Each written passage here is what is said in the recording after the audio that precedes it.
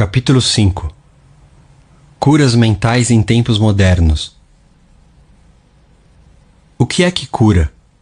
Onde se localiza o poder curador e de que modo ele pode ser posto em prática? Essas perguntas vitais interessam profundamente a todos nós. E a todas a resposta é sempre a mesma. Esse poder situa-se na mente subconsciente de todas as pessoas e o processo curador é deflagrado por uma mudança de atitude mental da parte do doente. Nenhum praticante de ciência mental ou religiosa, psicólogo, psiquiatra ou médico jamais curou alguém, diz um velho ditado. O médico trata e Deus cura a ferida. O psicólogo ou o psiquiatra provocam uma mudança eficaz, removendo os bloqueios mentais do paciente, de modo que o princípio curativo possa ser liberado, restabelecendo-lhe a saúde. De idêntica maneira, o cirurgião remove o bloqueio físico, permitindo que correntes curadoras funcionem normalmente. Nenhum médico, cirurgião ou praticante de ciência mental pode legitimamente alegar que curou o paciente. O processo curador, que é sempre o mesmo, pode receber numerosos nomes: natureza, vida, Deus, inteligência criadora. Mas, na realidade, essas são apenas maneiras diferentes de denominar o poder do subconsciente. Conforme ressaltamos, podemos fazer uso de vários métodos diferentes para eliminar os bloqueios mentais, emocionais e físicos que impedem o fluxo do princípio vital curador existente em todos nós. Esse princípio, residente na mente subconsciente, se dirigido de forma correta pela própria pessoa ou por outrem, pode curar e curará mente e corpo de todas as doenças. O princípio existe em todas as pessoas, quaisquer que sejam seus credos, cores ou raças. Não temos que pertencer a uma dada igreja para utilizar e participar do processo curador. O subconsciente cicatriza a queimadura ou o corte em nossa mão, mesmo que sejamos ateus ou agnósticos. A cura mental moderna baseia-se na verdade irrefutável de que a inteligência infinita e o poder da mente subconsciente reagem segundo a fé do indivíduo. Praticantes da ciência mental ou pastores seguem a injunção bíblica, isto é, entram em seu reservado e fecham a porta, o que significa que silenciam a mente, relaxam, soltam-se e pensam na presença curadora infinita neles residente. Fecham a porta da mente a todas as distrações externas, bem como a qualquer tipo de interrupção e, em seguida, tranquilamente e sabendo o que fazem, transferem o pedido ou desejo à sua mente subconsciente, sabendo que a inteligência nela existente atenderá de acordo com as necessidades específicas do paciente. A coisa mais maravilhosa a saber é o seguinte: imagine o fim desejado e lhe sinta a realidade. Em seguida, o princípio vital infinito responderá à sua decisão e pedido conscientes. Esse, aliás, é o sentido do texto. Acredita que recebeste e receberás. E é isso que faz o cientista mental moderno quando pratica a terapia da prece. Um único processo de cura.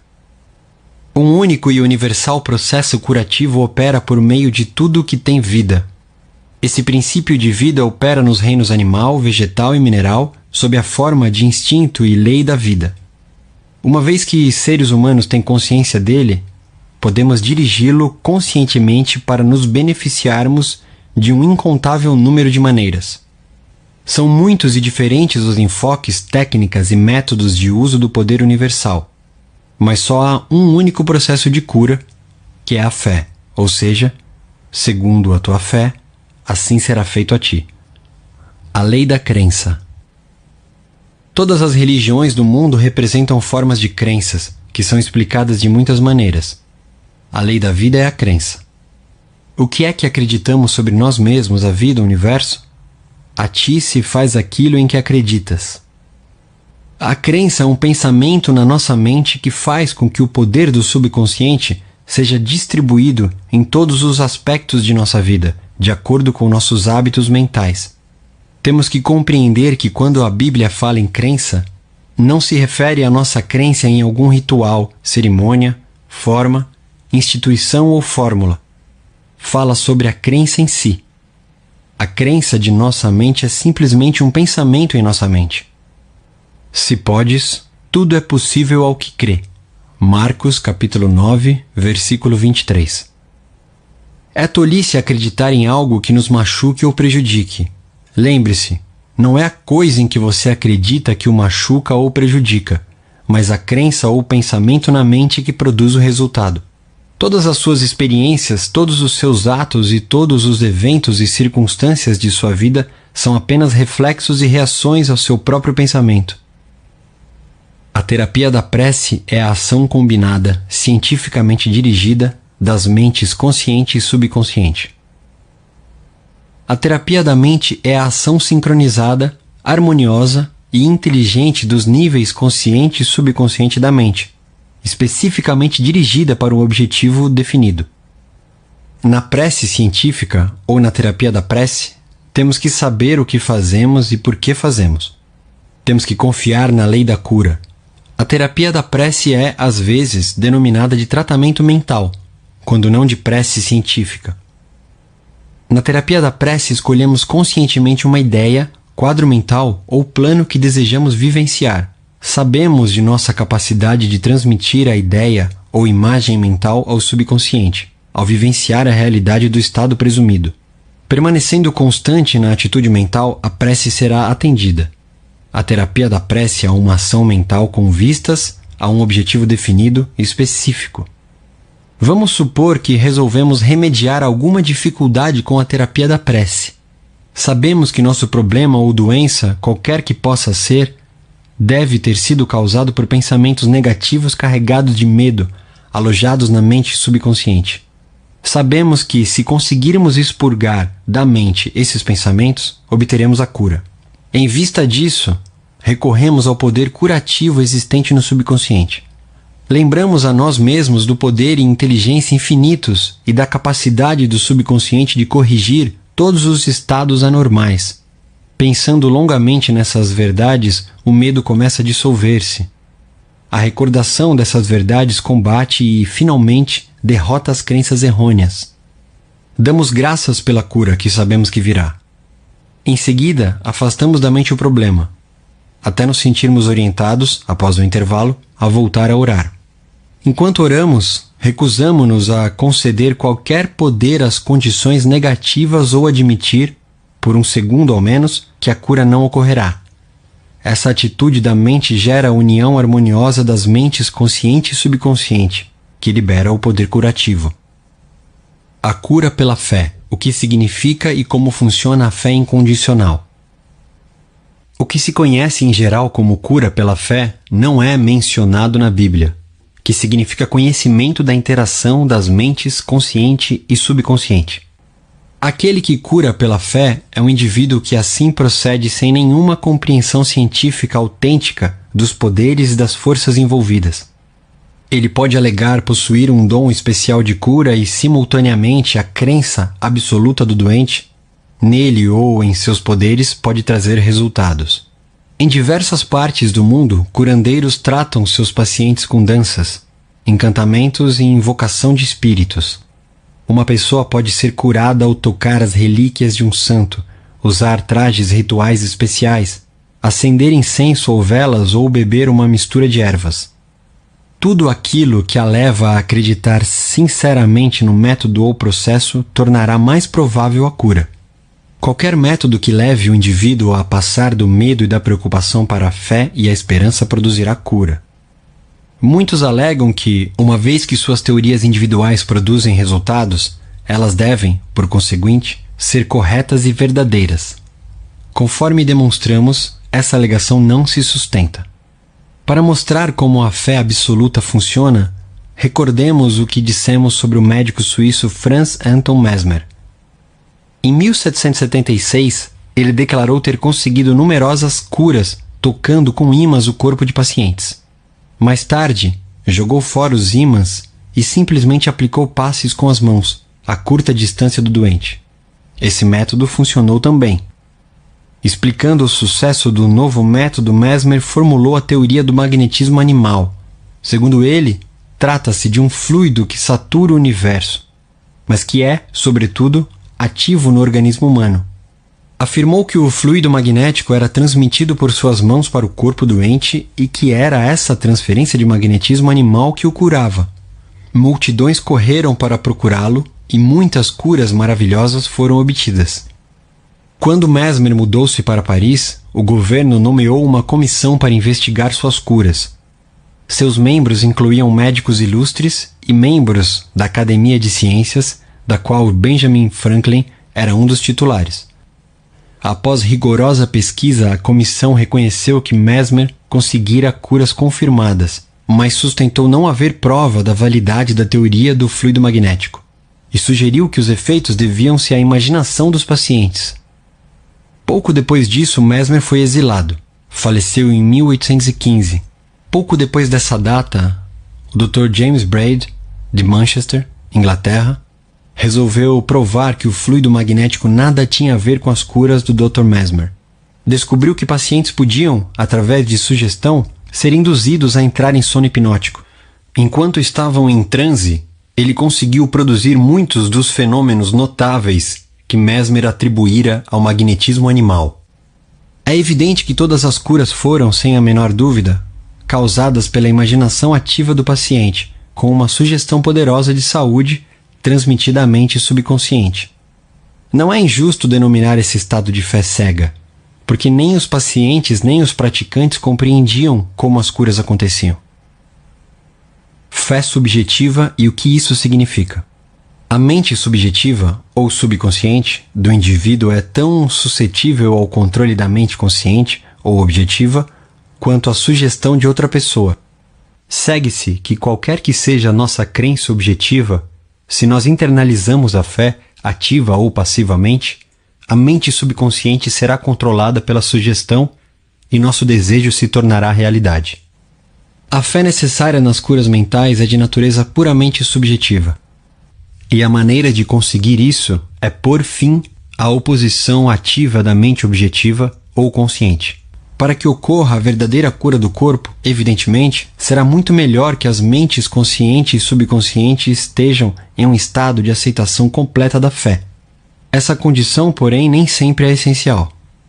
Podemos entrar em estado de passividade e receptividade relaxando mente e corpo e mergulhando em estado de sono. Nesse estado de modorra, o estado de passividade em que nos encontramos nos torna receptivos a gravações na mente subjetiva. Certa vez uma pessoa me perguntou: como foi que fiquei curado com o pastor fulano de tal? Quando ele me disse que não há, que a matéria não existe, não acreditei em uma única palavra do que ele disse. Achei que ele estava insultando minha inteligência. Ainda assim, fui curado. Como isso pôde acontecer? A explicação é simples.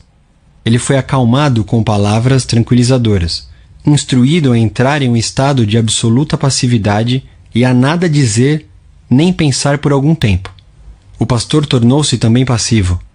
De forma tranquila, calma e insistente, durante meia hora, disse a esse homem que ele iria ter saúde perfeita, paz, harmonia e completude. Ao fim de meia hora, o homem sentiu um imenso alívio e recuperou a saúde. É fácil compreender que a fé subjetiva dessa pessoa tornou-se realidade devido à sua passividade sob tratamento e às sugestões de saúde perfeita que foram transmitidas à sua mente subconsciente. As duas mentes subjetivas estavam, naquele momento, em estado de comunhão. Se o paciente tivesse permitido que aflorassem dúvidas sobre o poder do curandeiro e a validade da teoria em que ele se baseava, essas reservas teriam atuado como autossugestão antagônica. As sugestões do pastor teriam sido fortemente prejudicadas ou mesmo inteiramente anuladas. No estado sonolento, de modorra, contudo, a resistência da mente consciente foi reduzida ao mínimo. A mente subconsciente do paciente tornou-se receptiva às sugestões do pastor e desempenhou suas funções de acordo com as sugestões recebidas, disso se seguindo a cura. Significado do tratamento à distância. Suponhamos que, enquanto mora em Los Angeles, você recebe a notícia de que sua mãe, que reside em Nova York, está gravemente doente. Seu primeiro impulso é deixar casa e trabalho e correr para ela. Mas e se isso não fosse possível? você renunciaria a qualquer esperança de emprestar a força de sua fé ao processo de recuperação dela? Não. Conquanto não possa estar fisicamente presente, suas preces ainda assim a ela chegariam. E ao Pai interno que faz a obra. Só há uma única mente criadora. A lei criadora da mente está à sua disposição. O que você tem que fazer é induzir a vivência interior de saúde e harmonia em sua mente. E a resposta será automática. Essa materialização interior, atuando por meio de sua mente subconsciente, agirá por seu lado sobre a mente subconsciente de sua mãe. Seus pensamentos de saúde, vitalidade e perfeição operam por meio da única e universal mente subjetiva. Põe em movimento uma lei do aspecto subjetivo da vida que se manifesta pelo corpo de sua mãe como cura. No princípio da mente não há nem tempo nem espaço. A mesma mente opera por intermédio de sua mãe e de você, onde quer que vocês possam estar. Na realidade, não há tratamento à distância, em comparação com o tratamento presente. Você não tenta enviar pensamentos ou manter um pensamento. O tratamento que você faz é um movimento consciente do pensamento, tornando-se consciente dos aspectos de saúde, bem-estar e relaxamento. Esses aspectos ressurgirão na vivência de sua mãe. Os resultados se seguirão automaticamente. Vejamos um exemplo concreto do que é erroneamente chamado de tratamento à distância. Uma mulher em Los Angeles soube que a mãe, residente em Nova York, estava com trombose coronária. Como não podia correr para seu lado, orou da seguinte maneira: a presença curadora está exatamente onde minha mãe está. Seu estado físico é apenas um reflexo de sua vida mental, como sombras projetadas numa tela. Sei que para mudar as imagens na tela tenho que mudar o que elas refletem. Neste momento, projeto em minha própria mente a imagem de completude, harmonia e perfeita saúde de minha mãe. A presença curativa infinita que criou o corpo e todos os órgãos de minha mãe está, neste momento, saturando cada átomo de seu ser, e um rio de paz flui por todas as células de seu corpo. Os médicos estão sendo divinamente orientados e dirigidos, e quem quer que nela toque está sendo guiado para fazer o que é certo. Sei que a doença não tem uma realidade final. Se tivesse, ninguém poderia ser curado. Neste momento, eu me torno uno com o princípio infinito do amor e da vida. E sei e ordeno que harmonia, saúde e paz estejam sendo agora manifestadas no corpo de minha mãe. Ela orou dessa maneira várias vezes por dia. Após alguns dias, a mãe teve uma recuperação notável. O cardiologista ficou espantado e cumprimentou-a por sua grande fé no poder de Deus. A conclusão que se formou na mente da filha e que foi aceita com fé perfeita pôs em movimento a energia criativa existente na mente subconsciente universal, que se manifestou no corpo da mãe como saúde e harmonia perfeitas. O que a filha sentiu como verdade sobre a mãe foi na mesma ocasião manifestado na vivência desta última, liberando a ação cinética da mente subconsciente. Uma amiga psicóloga disse-me que uma biópsia revelara a presença de células cancerosas em um de seus órgãos vitais. O oncologista recomendou-lhe um doloroso e perigoso tratamento. Todas as noites, antes de recolher-se, ela afirmava tranquilamente: todas as células, tecidos, nervos e órgãos de meu corpo estão sendo, neste momento, tornados sadios, puros e perfeitos. Saúde e harmonia estão sendo restabelecidas em meu corpo. Em um mês ela teve uma cura completa. Exames subsequentes revelaram que não havia mais células cancerosas no corpo. Fiquei impressionado com essa história, mas também curioso. Perguntei-lhe por que repetia as afirmações antes de ir dormir. Respondeu ela: uma vez que seja posta em movimento em certa direção, a ação cinética da mente subconsciente continua durante o sono. Esse é o motivo da importância fundamental de dar à mente subconsciente alguma coisa benéfica em que trabalhar quando caímos na sonolência que precede o sono. A resposta dela foi muito sábia. Notem também que, ao pensar em harmonia e perfeita saúde, ela nunca se referia pelo nome à sua doença. É altamente recomendável que deixe de falar em suas doenças ou lhes dar um nome, especialmente nas horas que precedem o sono. A única seiva de onde elas retiram vida é a atenção e o medo que elas despertam em você. Tal como a psicóloga mencionada, torne-se um cirurgião mental. Dessa maneira, seus problemas serão extirpados da mesma forma que ramos mortos são cortados de uma árvore. Por outro lado, se você vive falando em suas dores e sintomas, conversando sobre eles, acaba lhes concedendo poder. Você inibe a ação cinética que libera o poder curativo e a energia da mente subconsciente. Além disso, de acordo com a lei de sua própria mente, o que você imagina tende a assumir forma, como a coisa que eu mais temia. Sature a mente com as grandes verdades da vida e caminhe para a frente, iluminado pela luz do amor. Atitudes que promovem a saúde. 1. Descubra o que o cura. Compreenda que instruções corretas dadas à mente subconsciente curarão sua mente e seu corpo. 2. Formule um plano definido para passar ao subconsciente seus pedidos ou desejos. 3. Imagine o fim desejado e sinta-lhe a realidade. Persista e obterá resultados. 4. Chegue a uma conclusão sobre o que é crença. Saiba que crença é um pensamento em sua mente e que aquilo que você pensa, você cria. 5. É tolice acreditar em doença ou em qualquer coisa que o machuque ou prejudique. Acredite em saúde perfeita, prosperidade, paz, riqueza e orientação divina. 6. Os pensamentos nobres e grandiosos que você habitualmente alimenta transformam-se em grandes atos. 7. Aplique em sua vida o poder da terapia pela prece. Escolha um plano, ideia ou quadro mental. Una-se mental e emocionalmente a essa ideia. Permanecendo constante na atitude mental, a prece será atendida. 8. Lembre-se sempre: se quer ter o poder de curar, pode tê-lo por meio da fé, o que implica saber como funcionam as mentes consciente e subconsciente. A fé vem com a compreensão. 9. Fé absoluta significa que o indivíduo pode obter resultados de cura sem nenhum conhecimento dos poderes e forças em jogo. 10. Aprenda a orar pelas pessoas amadas que possam estar doentes. Aquiete a mente.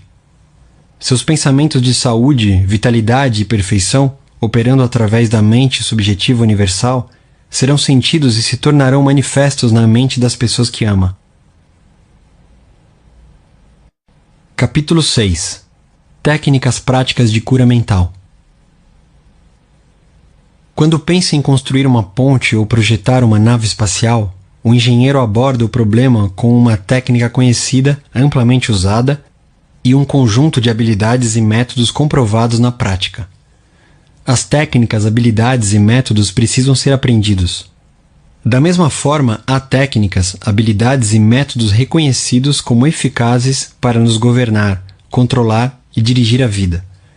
São métodos e técnicas fundamentais. Ao pensar em construir a Golden Gate, os engenheiros tiveram, em primeiro lugar, de compreender bem o que eram princípios matemáticos, tensões e esforços. Em segundo, visualizaram a ponte ideal de um lado a outro da baía. O terceiro passo consistiu em aplicar métodos experimentados e comprovados pelos quais foram implementados os princípios. Completados os 3 passos, a ponte adquiriu forma e gerações de motoristas começaram a cruzá-la. Se você quer que suas preces sejam atendidas, tem que começar com as técnicas e métodos apropriados. A maneira como sua prece é atendida segue um princípio científico. Nada acontece por acaso. Este é um mundo de ordem e de leis. Neste capítulo você vai conhecer técnicas práticas para expandir e alimentar sua vida espiritual. A prece, em hipótese alguma, deve ficar flutuando no ar, como um balão. Tem que ir a algum lugar e realizar algo que você quer. Quando analisamos a prece, descobrimos que há muitos e diferentes métodos para usá-la. Neste livro, porém, não vamos tratar das preces formais, rituais, usadas em serviços religiosos. Elas desempenham um papel importante no culto em grupo, mas não são o que nos interessa aqui. Nosso interesse imediato é por métodos eficazes de prece pessoal que possam ser aplicados em nossa vida diária e utilizados para nos ajudar e ajudar os demais. A prece é a formulação de uma ideia a respeito de algo que queremos que se realize. É o desejo sincero da alma. Seu desejo é sua prece. Tem origem em suas necessidades mais profundas e revela as coisas que você quer na vida. Bem-aventurados os que têm fome e sede de justiça, porque serão saciados. Essa é a natureza real da prece, a manifestação eficaz da fome e da sede da vida pela paz, harmonia, saúde, alegria e todas as demais bênçãos. A técnica de transferência para impregnar o subconsciente. Conforme demonstrado, o segredo da prece eficaz reside em instilar na mente subconsciente o resultado desejado. Uma das maneiras mais simples de fazer isso é a denominada técnica da transferência. A técnica consiste, basicamente, em induzir o subconsciente a assumir como seu o pedido transmitido pela mente consciente. A transferência é feita com maior facilidade em um estado de devaneio. Saiba que no íntimo de sua mente residem uma inteligência e um poder infinitos. Simplesmente pense com tranquilidade no resultado que quer e visualize-o tomando forma a partir desse momento. Imite a menininha que tossia muito e tinha a garganta irritada. Firme e repetidamente, ela disse: "Está passando agora, está passando agora." E a tosse e a irritação passaram em 1 hora, mais ou menos. Utilize essa técnica com a mais perfeita simplicidade e ingenuidade. O subconsciente aceitará seu plano. Se estivesse construindo uma nova casa onde iria morar com a família, você estudaria com o maior interesse a planta baixa do imóvel. Exigiria que os engenheiros a seguissem em todos os detalhes e fiscalizaria o material usado. Sabendo que a vida futura do seu lar dependeria da qualidade dos materiais, escolheria apenas o melhor que houvesse em cimento, isolamento, fiação elétrica, vigamento do telhado, etc. Não faz idêntico sentido ter o mesmo cuidado com a planta baixa de seu lar mental quando quer felicidade e prosperidade? Todas as experiências e tudo o mais que entra em sua vida dependem da natureza dos tijolos mentais que usa na construção do lar mental. Se a planta baixa está cheia de formas mentais de medo, preocupação, ansiedade ou carência, e se você se sente desamparado, cheio de dúvidas e cinismo, então a qualidade dos materiais mentais que está instalando na mente se transformará em mais trabalho penoso, preocupações, tensão, ansiedade e limitações de toda a natureza. A atividade mais importante e de maior alcance na vida é o que você incorpora à mente a cada hora do dia. Sua palavra, ainda que silenciosa e invisível, nem por isso é menos real. Em todos os momentos, você está construindo seu lar mental. Os pensamentos que elabora e as imagens mentais que cria representam a planta baixa. Hora após hora, momento após momento, você pode construir saúde radiante, sucesso e felicidade com os pensamentos que formula, as ideias que abriga, as crenças que aceita e as cenas que ensaia no estúdio oculto da mente. Essa mansão grandiosa em cuja construção você está perpetuamente ocupado é sua personalidade, sua identidade nesse plano em que vivemos, toda a história de sua vida na Terra. Consiga uma nova planta baixa, construa em silêncio, tornando a paz, a harmonia, a alegria e a boa vontade realidades no momento presente. Meditando sobre essas coisas e reivindicando-as como direitos seus, o subconsciente aceitará a planta baixa e fará com que se concretizem todas essas coisas. Pelos seus frutos os conhecereis. A ciência e a arte da verdadeira fé. O termo ciência significa um corpo de conhecimentos coordenados, organizados e sistematizados. Pensemos um pouco mais sobre a ciência e a arte da verdadeira prece. Esse corpo de conhecimentos diz respeito aos princípios fundamentais da vida. Descreve as técnicas e os processos que podem ser demonstrados em sua vida e na de quaisquer seres humanos que os aplicam corretamente. A arte é sua técnica, ou processo. A ciência que a respalda é a resposta final da mente criadora ao seu pensamento ou quadro mental. Pedi, e dar-se-vos-á, e achareis. Batei, e abrir-se-vos-á. Mateus capítulo 7, versículo 7. O que nos diz esse versículo famoso? Evidentemente que recebemos aquilo que pedimos. A porta lhe será aberta quando nela você bater e do outro lado achará o que procura. O ensinamento implica o caráter preciso das leis mentais e espirituais. Há sempre uma resposta direta da inteligência infinita residente no subconsciente ao pensamento consciente. Se pedir pão, você não vai receber pedra. Precisamos pedir acreditando que vamos receber. A mente move-se do pensamento para o objeto. A menos que haja, de início, uma imagem na mente, ela nada poderá fazer, pois não haverá coisa alguma na direção da qual mover-se. A prece, que é o ato mental, deve ser aceita como imagem na mente, antes que o poder do subconsciente atue sobre ela e a torne realidade. Temos que alcançar um ponto de aceitação na mente, um estado de acordo, inquestionável e sem reservas. Essa contemplação deve ser acompanhada por um sentimento de alegria e tranquilidade, dando como certa a concretização daquilo que desejamos. A base sólida da arte e ciência da verdadeira prece é a certeza e a confiança totais em que a ação da mente consciente obterá uma resposta clara do subconsciente, que é dotado de sabedoria ilimitada e poder infinito. Seguindo esse procedimento, suas preces serão atendidas.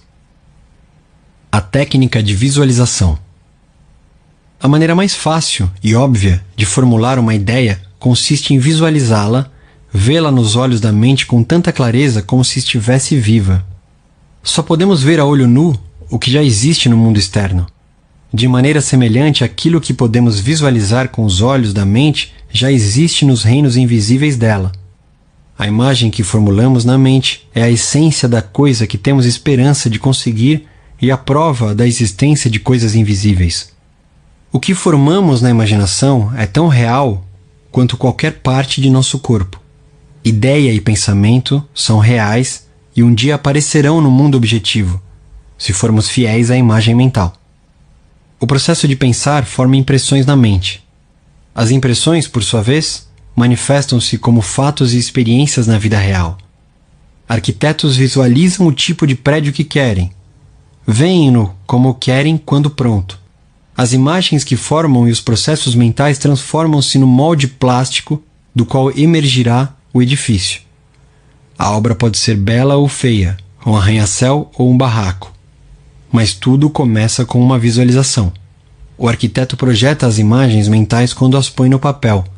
Finalmente, o empreiteiro e os operários reúnem os materiais necessários e o prédio começa a ser construído, representando fielmente o quadro mental pintado pelo arquiteto. Costumo usar sempre a técnica da visualização antes de falar para uma plateia. Silencio as engrenagens da mente para poder apresentar ao subconsciente as imagens mentais. Em seguida, imagino o auditório. Vejo as poltronas ocupadas por homens e mulheres, todos iluminados e inspirados pela presença curadora infinita existente em cada um deles. Vejo-os radiantes, felizes, livres. Tendo de início formulado a ideia na imaginação, mantenho-a tranquilamente na mente como um quadro mental, enquanto imagino ouvir pessoas dizendo: estou curado, sinto-me maravilhosamente bem, fui transformado. Convenço-me de que a mente e o corpo de todas as pessoas presentes estão saturados de amor, completude, beleza e perfeição. Esse estado desenvolve-se até um ponto em que posso ouvir as vozes da multidão proclamando saúde e felicidade. Em seguida, libero a imagem e subo para o tablado. Em quase todas as ocasiões em que faço palestras, tendo usado a técnica, pessoas me procuram em seguida para dizer que suas preces foram atendidas. O método do cinema mental. Como diz o velho ditado, uma ilustração vale por 1000 palavras. É preciso salientar que o subconsciente materializará qualquer imagem mantida na mente e sustentada pela fé. Age como se fores e serás. Há vários anos participei de um programa de palestras que me levou a vários estados. Eu queria contar com uma base permanente na área, onde poderia prestar auxílio aos que precisassem de ajuda. As viagens levaram-me aos lugares mais variados e distantes, mas não esqueci a ideia da base permanente. Certa noite, em Spokane, Washington, entrei num estado de relaxamento em um sofá no quarto de um hotel. Concentrei a atenção. De maneira tranquila, receptiva, imaginei que falava a uma grande plateia e dizia: estou satisfeito em estar aqui. Rezei por esta oportunidade ideal. Com os olhos da mente, vi essa plateia imaginária e senti a realidade daquilo tudo. Representei o papel de ator e tornei interessante esse filme mental. Tive certeza de que essa imagem estava sendo gravada na mente subconsciente que, à sua própria maneira, a tornaria real. Na manhã seguinte, ao acordar, senti uma grande sensação de paz e satisfação. Dias depois, recebi um telefonema de uma organização daquela região convidando-me para assumir o cargo de diretor. Aceitei. E durante vários anos realizei ali um trabalho extremamente frutífero. O método que acabo de descrever é frequentemente chamado de método do cinema mental. Recebo inúmeras cartas de leitores ou de pessoas que compareceram às minhas palestras falando dos resultados maravilhosos que obtiveram com essa técnica. Uma área em que esse método parece extremamente útil é na venda de imóveis. Se você tem uma casa ou propriedade para vender, sugiro que, inicialmente, convença-se de que o preço que pede é justo, tanto para você como para o eventual comprador. Feito isso, tranquilize a mente, relaxe o corpo, solte-se e entre em um estado sonolento, de modorra, que reduza ao mínimo todo o trabalho mental. Imagine-se em seguida recebendo o cheque da comissão. Rejubile-se com a venda feita, dê graças e vá dormir, sentindo que é verdadeiro e natural o filme que criou na mente. Você tem que agir como se aquilo que planejou já seja uma realidade objetiva. Quando age desse modo, a mente subconsciente assimila isso como uma gravação. Em seguida, a inteligência infinita atrairá para você o comprador que realmente deseja aquela propriedade, que lhe dará grande satisfação e na qual prosperará. Pelas correntes mais profundas da mente, comprador e vendedor são reunidos. Uma imagem mental conservada na mente, reforçada pela fé, torna-se-á realidade. A técnica de Baudin. Professor do Rousseau Institute, na França, Charles Baudin foi um psicoterapeuta brilhante e diretor de pesquisas na nova escola de cura de Nancy. Descobriu que a melhor maneira de impressionar a mente consciente é entrar em um estado de sonolência, de torpor, ou em um estado semelhante ao de sono, no qual todo esforço é reduzido ao mínimo. Nesse momento, de maneira tranquila, passiva, receptiva, por reflexão, a ideia pode ser transmitida ao subconsciente.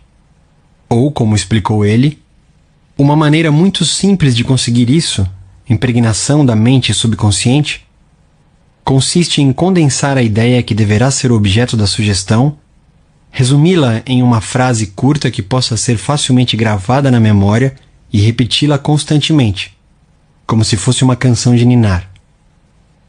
Há alguns anos, uma jovem viúva em Los Angeles envolveu-se em uma longa e acrimoniosa briga de família. O falecido marido lhe deixara todas as propriedades.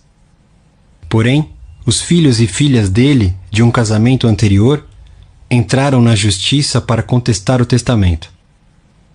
O oferecimento de uma solução amigável foi recusado com desdém. Quando ela me pediu ajuda, expliquei-lhe a técnica de Baudin. Insisti em que condenasse a ideia de sua necessidade em uma frase curta, que pudesse ser facilmente gravada na memória. A moça formulou a frase seguinte: tudo terminou em uma ordem divina. Para ela, as palavras significavam que a inteligência infinita, operando pelas leis que regem a mente subconsciente, produziria uma conclusão mutuamente satisfatória, com a aplicação do princípio da harmonia. Todas as noites, durante 10 noites, ela se sentava em uma poltrona, relaxava o corpo e entrava em um estado de sonolência. Uma vez nesse estado, afirmava devagar, de modo tranquilo, repetidamente cheia de sentimento: tudo terminou em uma ordem divina. e em seguida mergulhava em sono profundo, normal. Na manhã do 11º dia, acordou com uma sensação de bem-estar e a convicção de que tudo, na verdade, estava terminado, resolvido. No mesmo dia, seu advogado lhe telefonou. O advogado da parte contrária e seus clientes estavam querendo chegar a uma solução conciliatória. Alcançado um acordo harmonioso, seguiu-se a retirada da ação de contestação. A técnica do sono. Quando entramos em estado de sonolência, torpor, todo o esforço se reduz ao mínimo. A mente consciente submerge em grande parte quando caímos nesse estado. A razão disso é que o grau mais alto da manifestação do subconsciente ocorre imediatamente antes de adormecermos e pouco depois de acordarmos. Enquanto dormirmos, desaparecem os pensamentos negativos, que tendem a neutralizar nossos desejos e impedir que sejam aceitos pelo subconsciente. Vamos supor que você quer se livrar de um hábito destrutivo. Assuma uma postura confortável, relaxe o corpo e fique imóvel. Entre em um estado de sonolência e nele diga de forma tranquila, repetidamente, como se estivesse cantando uma canção de ninar: estou inteiramente livre desse hábito. A harmonia e a paz da mente reinam supremas. Repita essas palavras devagar, com calma e carinho, durante 5 ou 10 minutos, à noite e pela manhã. A cada vez que repete as palavras, o valor emocional delas torna-se maior. Quando surgir a ânsia de repetir o hábito, repita para si mesmo em voz alta a mesma fórmula. Dessa maneira você induz o subconsciente a aceitar a ideia, daí se seguindo a cura. A técnica do obrigado. Na Bíblia, Paulo recomenda que, com louvor e graças, façamos nossos pedidos. Resultados extraordinários podem ser obtidos com esse método simples de oração. O coração agradecido está sempre perto das forças criadoras do universo, fazendo com que bênçãos incontáveis fluam em sua direção, de acordo com a lei da relação recíproca baseada na lei cósmica de ação e reação. Recentemente, uma jovem mãe contou-me sua experiência com a técnica. Disse ela: eu estava desempregada, sem dinheiro, com 3 filhos pequenos para alimentar e vestir. Não sabia a quem recorrer. Ouviu, então,